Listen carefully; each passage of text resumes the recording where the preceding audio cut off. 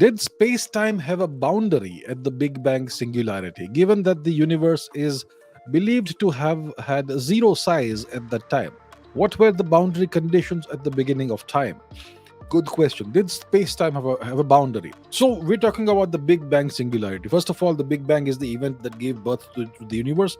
That's the best theory that we have in cosmology. And this Big Bang event was not an explosion, it was an expansion of space-time.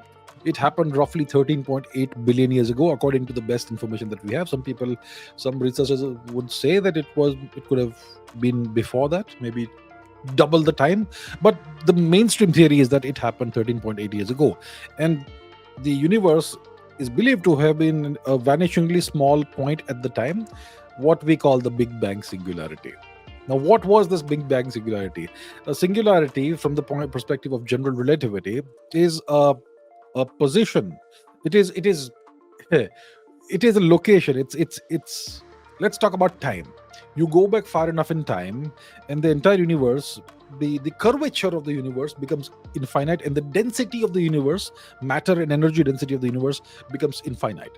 That's your Big Bang singularity. Now, in mathematics, singularity, when you have a singularity, it essentially means you're dividing something by zero, which is unphysical, and it actually indicates that your theory is there is some flaw or deficiency in your theory. So maybe there was something else, maybe not a singularity, but the best theory that we have says that there was a singularity, which then expanded, and it gave rise to the universe that we have today. So the expansion happened in different, let's say, stages. I mean, we look at it from the perspective of stages, but overall it was just a smooth expansion. Not entirely smooth. You had inflation, which happened a fraction of a second after the birth of the universe. You had the decoupling of the forces and all that. So that's what happened. Now, what was the geometry of the universe? What was the shape of the universe? Was there something beyond the universe? Was there a boundary between the universe and what is not the universe? We don't know. We don't have sufficient data.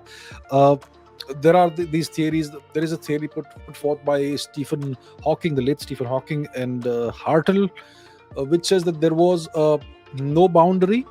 And it says that when you go back closer and closer to the moment of the Big Bang, then time itself becomes fuzzy and it takes on spatial, spatil, the aspect of space.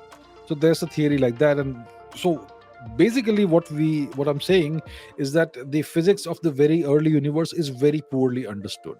To properly understand the physics of the very early universe, let's say in the first second after the Big Bang, you would have to develop a quantum theory of gravity, which incorporates quantum effects with general relativity.